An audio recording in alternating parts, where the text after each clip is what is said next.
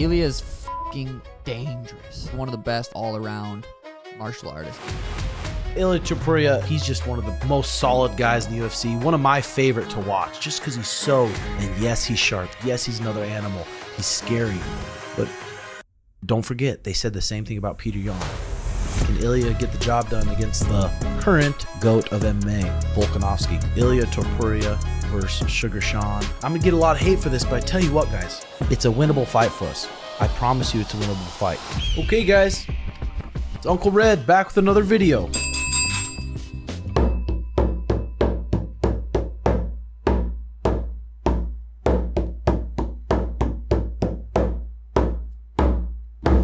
Okay, today's video, we're going to talk about a 145er named Ilia Topuria.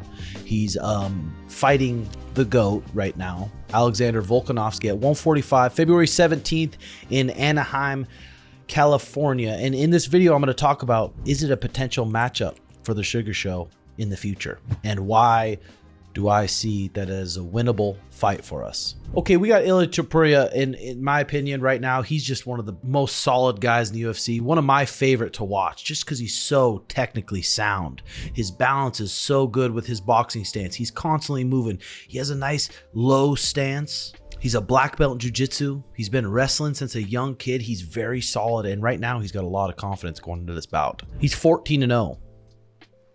14-0 on a 6-fight win streak in the UFC, and he's just looked clean. His most recent fight against Josh Emmett, 5-round decision.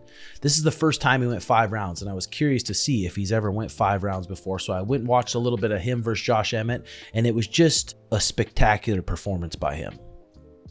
Going against Josh Emmett, who's a power puncher. He's got a scary big right hand, explosive, from a good gym, and he really kind of pieces him up here a bit. Let's watch here. This is round 5. Here we go. Let's watch him. Circling away from the right hand, throws a beautiful right hand left hook.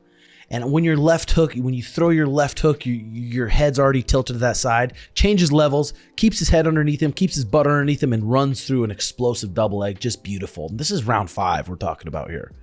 And he's looking this sharp. Steps into half guard. It's always a big question when these guys get into these title fights. Can they go 5 rounds? But clearly he's going to be able to go 5 rounds. For him, I'm going to do another separate video on his ways to win against Volkanovski. But an obvious one is just going to be turning it into a boxing match to where Volk is boxing him back and forth. There is ways for him to win. Let's pop over to another video. Him versus Bryce Mitchell here. Ilya is moving his head beautifully. Another classic boxing thing. Remember, his balance is going back and forth with his feet. So he's always in a good position to counterpunch.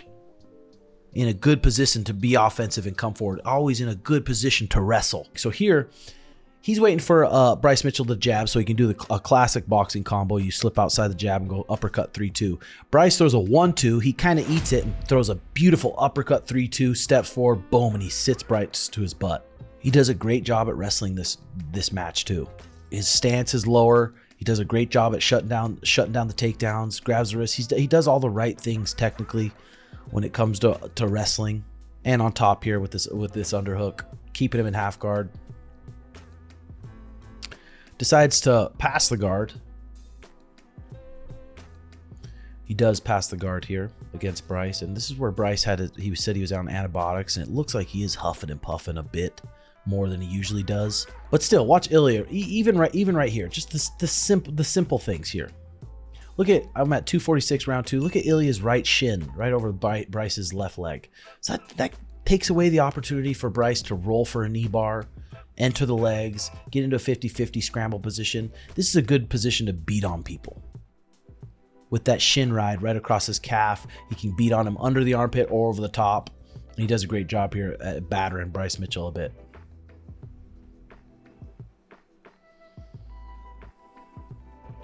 Bryce gets up back to his feet, back in a good stance, back to his good balance, back to his good moving, and is just patient pressure.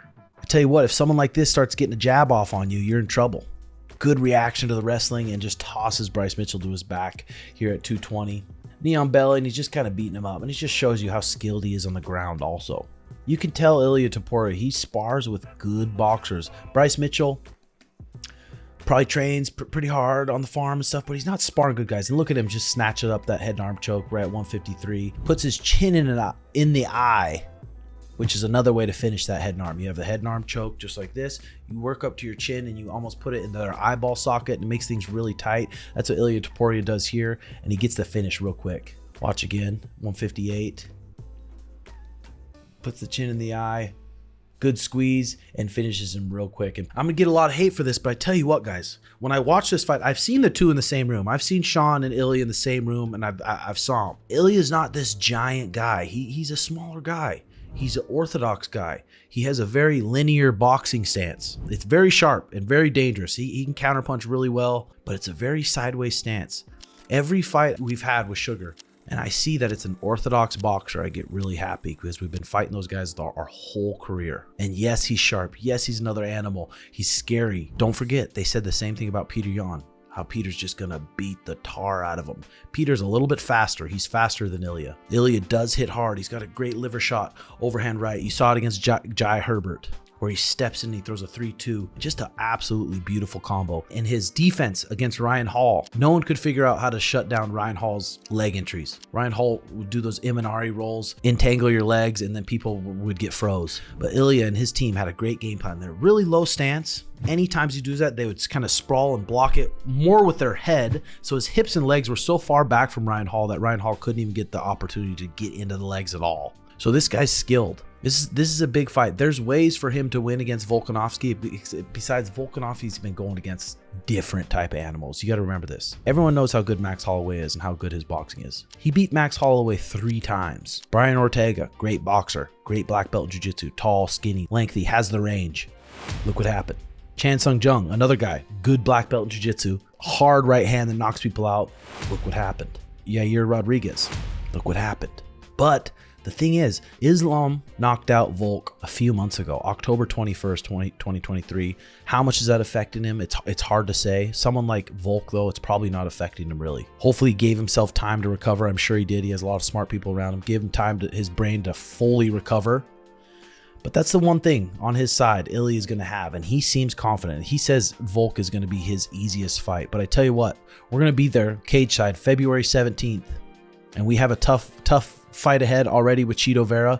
But this is a fight we'd definitely be interested in the future. It's a winnable fight for us.